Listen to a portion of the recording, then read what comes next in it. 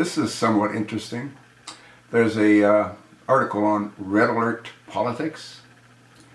Title: Federal tax lien against illegal alien Jose Antonio Vargas challenges his argument for immigration reform.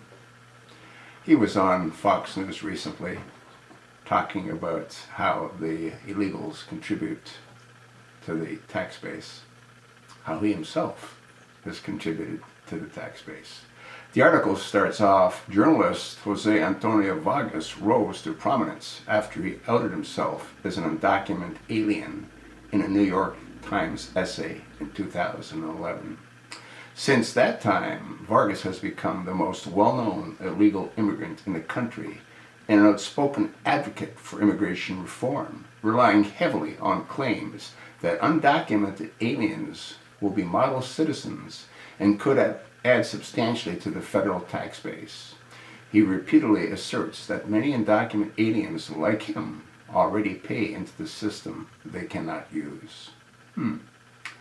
According to court documents obtained by Red Alert Politics, Vargas was hit with a $41,945.44 tax lien in a court notice on January the 7th, 2015 for failing to pay taxes in 2010.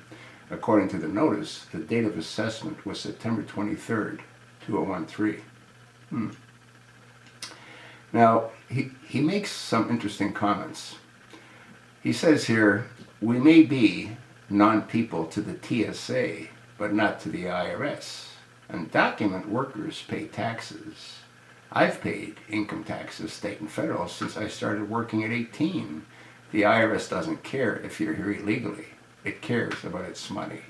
Some undocumented people, of course, circumvent the system, just like some citizens. But according to the Nonpartisan Institute of Taxation and Economic Policy, households headed by undocumented workers collectively paid $11.2 billion in state and local taxes in 2010. $1.2 billion in income taxes, $1.6 billion in property taxes, because undocumented immigrants do own property, and $8.4 billion in consumption taxes. We also pay into Social Security. Even as many of us contribute, we cannot avail ourselves of a great deal of the services those tax dollars pay for. You know, what else has to sort of be looked at is the cost to the American taxpayer on the illegal immigrants.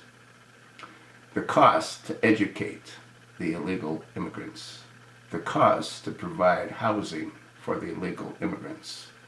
I'm willing to estimate that the cost, the burden that they put onto the American taxpayer is significantly higher than what they contribute, if they even contribute, such as in the case of Vargas. Read the article. It's most interesting.